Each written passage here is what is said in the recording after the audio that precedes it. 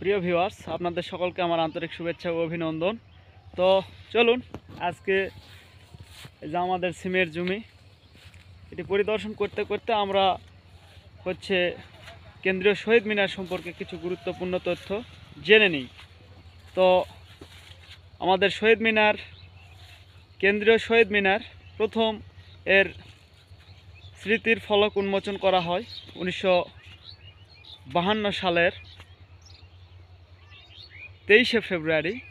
এটি করেন শহীদ শফিউরের পিতা কর্তৃক এটি উদ্বোধন করা হয়।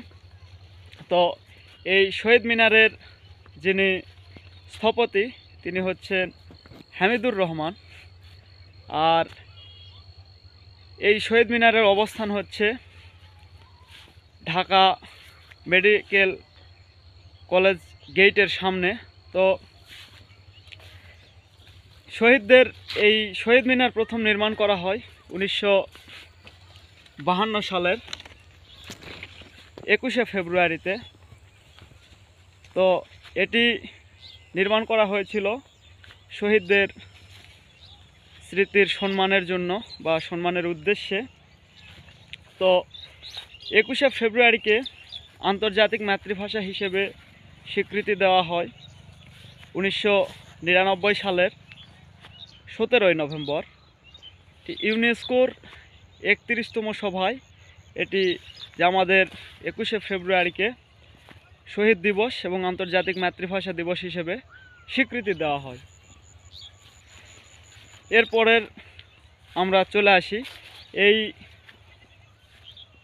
যে আন্তর্জাতিক মাতৃভাষা দিবস, এটি পালন করা শুরু হয় প্রথম 2000 সাল থেকে। আর এই যে 2000 সাল থেকে যখন আমাদের আন্তর্জাতিক মাতৃভাষা দিবস অনুষ্ঠিত হলো, তো 2000 সালে সর্বপ্রথম 188টি দেশ, যে পৃথিবীতে যত দেশ আছে তার মধ্যে 188টি দেশ আমাদের সঙ্গে তারা এই দিবসটি পালন করে।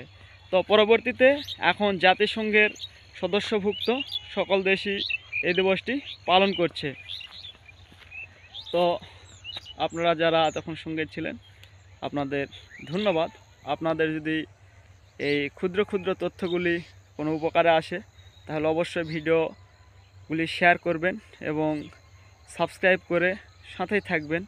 ফেসবুকে দেখলে ফলো করবেন। তো আপনাদের সকলের সুস্বাস্থ্য কামনা করে এখানে শেষ করছি। ধন্যবাদ সকলকে।